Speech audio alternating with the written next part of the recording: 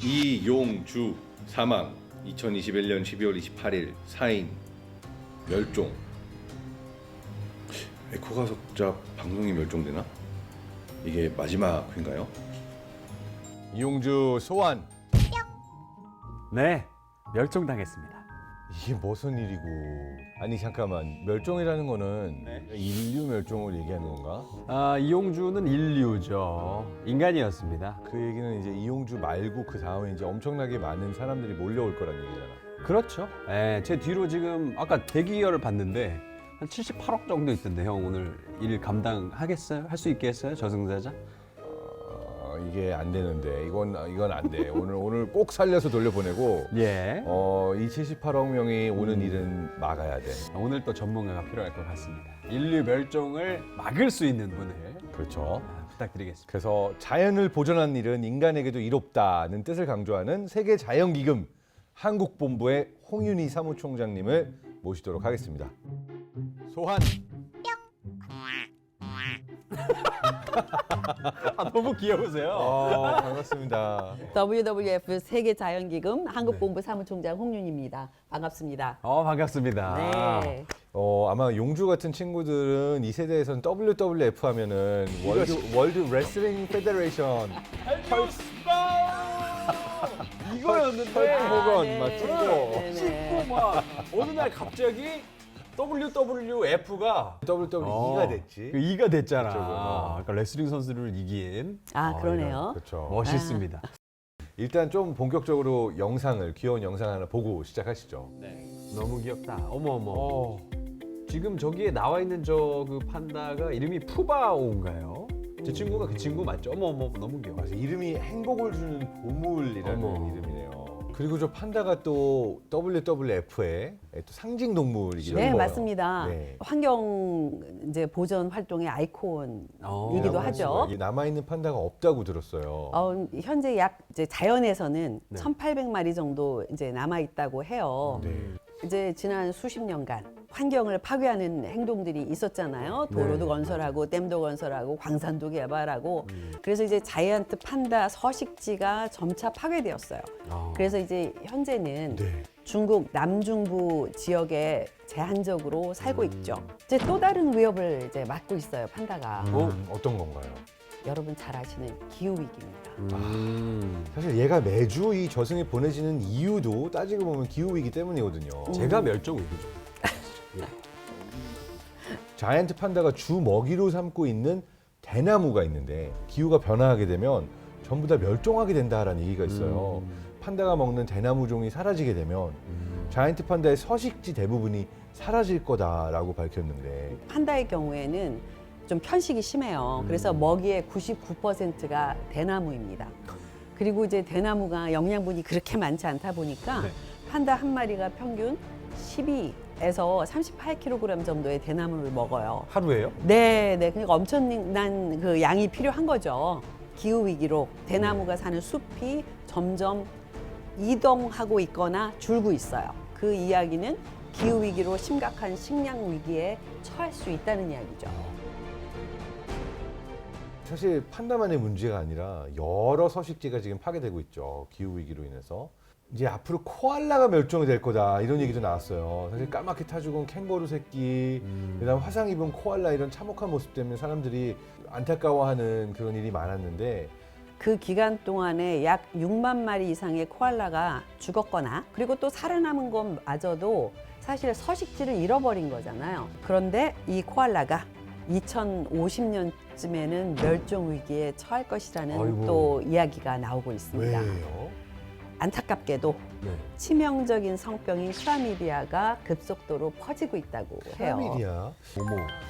이게 단순히 그냥 성병이 아니라 클라미디아 감염된 코알라의 경우는 시력도 잃고 불임이 되고 거기다가 치료를 하려고 항생제를 주입하면 또 코알라의 주식인 유칼립투스 잎을 소화하기 위해서 장내에 있는 세균들이 파괴가 돼서 치료하려고 약을 주면 굶어 죽게 되는 결과가 또 일어나게 돼서 굉장히 코알라에게 치명적이라고 할 수 있는데 일어난 이유가 뭔가요?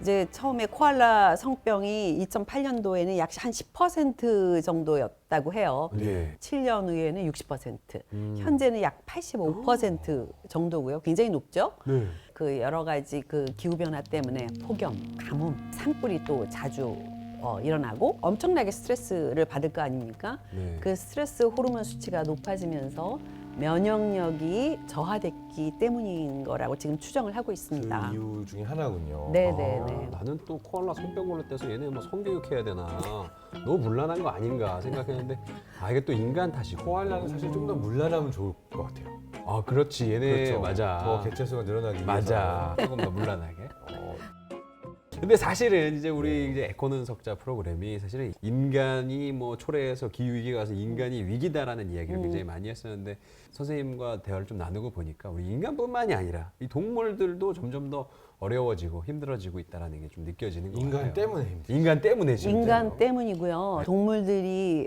힘들어진다는 것은 결국은 또 인간을 더 힘들게 만드는 거이기도 해요. 예. 그래서 저희가 요거는 좀 같이 봐야 됩니다. 또 어린이들이 되게 좋아하는 동물들 중에 빠질 수 없는 게 북극곰입니다. 근데 기후 위기에 또 가장 취약한 지역이 북극이에요. 사실은 추운 지역의 기온 상승이 더 가파르게 올라가고 있어서 북극의 기온 상승 속도가 다른 지역보다 2배 이상 가파르고 그래? 최근 북극의 얼음 면적도 줄어드는 것이 눈에 보일 정도로 정말 북극 위기로 인해서 현재 북극곰이 겪고 있는 안타까운 현실을 담은 영상을 한번 만나보시죠. 예. 뭐 하고 있는 뭘 거지? 먹어? 쓰레기 더미를 뒤지는 것 같은데? 진짜야? 사실 북극곰은 이제 겨울 동안에 그 바다의 얼음, 북극 해빙이죠. 예. 해빙을 가로질러서 거기를 통해서 이제 바다 표범이나 바다 물범 등을 예. 사냥해서 먹어요. 예. 그런데 이제 지구 가열화 영향으로 수온이 상승을 해서 예. 사냥을 할 수 있는 기간이 줄어들어요. 그러니까 얼마나 배가 고프겠습니까? 이제 육지에 사람들이 사는 마을까지 와서 쓰레기 더미를 뒤지고 나름 생존을 위한 거를 하고 있는 거예요. 북극곰이 나는 봤던 사진 중에 좀 충격적이었던 게 바짝 마른 그 사진을 봤어요. 저게 아마 허드슨 베이 쪽에 빙하 쪽에서의 사진인 것 같은데 네. 일주일 빨리 녹을 때마다 약 10kg씩 체중이 감소한 채로 해안가를 찾아오는 일이 있다고 해요. 너무 안타깝죠. 그리고 또 최근에는 북극곰이 술록을 사냥하는 영상이 확인되기도 했다고 해요.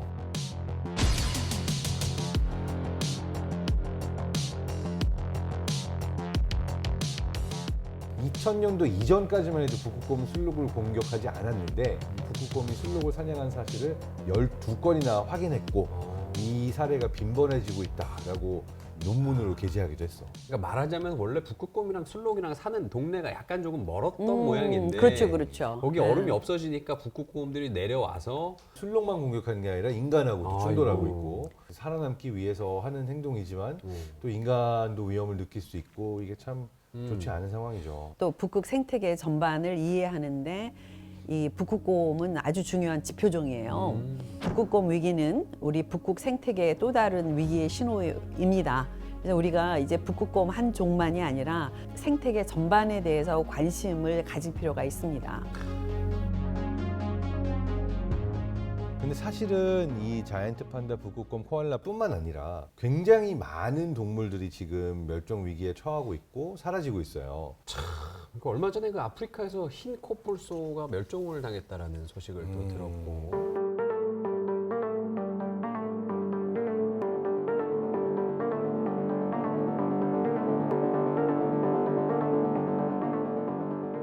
향후 10년 안에 100만여 종의 동물이 지구상에서 영영 자취를 감추게 될 거다라고 경고를 했어요. 그래서 인간이 초래한 기후 위기라는 재앙으로 인해서 인간뿐만 아니라 수많은 종들이 지금 위협을 받고 있고 특히나 멸종의 위기, 생물 다양성이 깨지고 있는 건데 그러니까 이 생물 다양성이라는 게 왜 중요하냐면은 굉장히 다양한 종이 있을수록 여러 종이 함께 살 수가 있는데 이 밸런스가 무너지고 몇 종 안 남게 되면은 조그만 변화로도 전체가 다 무너져서 멸종할 수 있는 동물들 숫자가 늘어나게 됩니다. 네, 맞습니다. 아주 중요한 이야기를 하셨어요. 1970년대를 이제 기준으로 해서 계속 이제 이 상황을 모니터링을 해왔고요. 지난 한 50년 동안 지구에 사는 동물의 개체군 규모가 68%가 감소했더라고요. 68%네. 네, 68%요. 특히 열대우림에 사는 생물종이 어느 지역보다 급격하게 사라지고 있어요. 이런 생물 다양성이라는 안전망이 깨지면 다양한 종은 물론 인간까지 위협을 하게 되는 것이고 우리는 정말 조심해야 됩니다. 생물 다양성을 이렇게 파괴를 하는 게 또 인간 탓인데 그 핵심에는 결국엔 또 이 기후 위기가 있다는 거. 이제 생물종을 조금 이제 비교를 해서 드리면 네. 교배나 먹이 활동에 영향을 받는 생물종이 곤충 경우에는 6%, 1.5도에서는 6%인데 2도가 되면은 18%. 식물 경우에는 6%가 16%. 네. 또 척추동물의 경우에는 4%가 8%까지 영향을 받을 수 있다고 해요. 네. 엄청난 차이죠. 곤충이 건강한 생태계의 필수 요소고요. 예. 꿀벌과 같은 생물들이 작물의 수분을 돕거든요. 꿀벌이 없으면 식물들이 자랄 수가 없죠. 네. 벌들이 날아다니면서 꽃과 꽃을 서로 이렇게 짝짝꿍 시켜주지 않으면 너무 쉽게 잘 설명하네요. 꽃이 네네. 피지 않고 꽃이 피지 않으면 아. 열매가 맺지 않고 열매가 맺지 않아지면 우리가 먹을 게 없어진다. 뭐 이런 얘기 아니겠습니까? 정확한데. 참 너무 훌륭하십니다. 네. 엄청 쉽게 잘 설명했는데. 네. 야, 내가 박사 해야겠다. 그 작물의 75%가 곤충과 같은 동물의 수분에 의존을 하는데 그런 곤충들이 사라진다?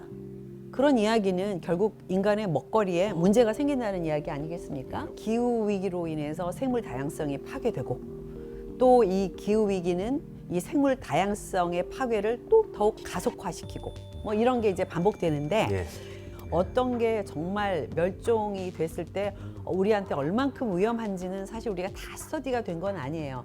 그렇지만 그게 어떤 것인지 모르기 때문에 이걸 균형을 잘 유지하는 노력을 해야 되는 게 중요하지요. 사실 더 근본적으로 이러한 그 위기를 일으킬 수 있게 되는 거는 이산화탄소를 흡수하고 산소를 공급하는 식물. 그 숲적으로 좀 이야기를 하자면 네. 안타깝게도 한반도의 토종 수목인 크리스마스 트리라고 불리는 구상나무가 죽어가고 있다. 구상나무 저는 이름도 사실 좀 처음 들어보는데 이게 크리스마스 트리를 닮았나요?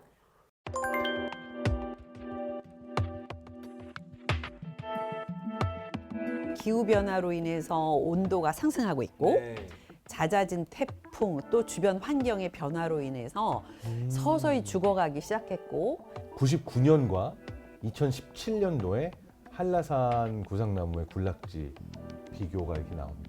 저렇게 빽빽했었는데 지금 저 빽빽하던 나무들이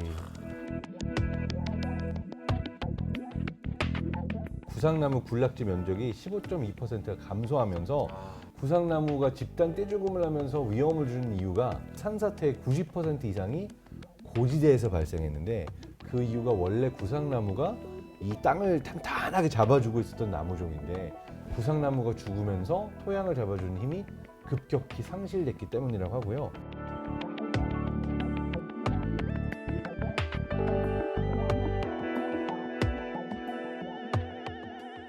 자 이렇게 우리 인간에게도 큰 피해를 주고 있는 생물 다양성을 좀 파괴를 막으려면 우리가 뭘 해야 할까요? 이번에 영국 글라스고에서 글라스고, 열린 네. COP26에서 예. 2030년까지 산림 손실이나 토지 황폐를 막자. 산림 또 및 토지 이용에 관한 글래스고 정상선언이 있었다고 네네, 하더라고요. 그거를 합의를 했고 지난 10월에 각 국가 및 기관이 생물 다양성 전략을 세우고 법 제정 등의 노력을 기울일 것을 강조하는 쿤밍 선언이 채택이 되었죠. 그리고 내년 4월부터 이제 있을 건데 그때 글로벌 생물 다양성 프레임워크가 채택될 것이라고 보여요. 자, 그렇게 되면 2030년부터는 생물 다양성이 감소가 아닌 예. 회복으로의 오. 전환이 되지 않을까 하는 것을 기대합니다. 그래서 이 선언이 단순히 말로만 끝나는 게 아니라 꼭 이제 행동이 따라야 될 것 같은데요.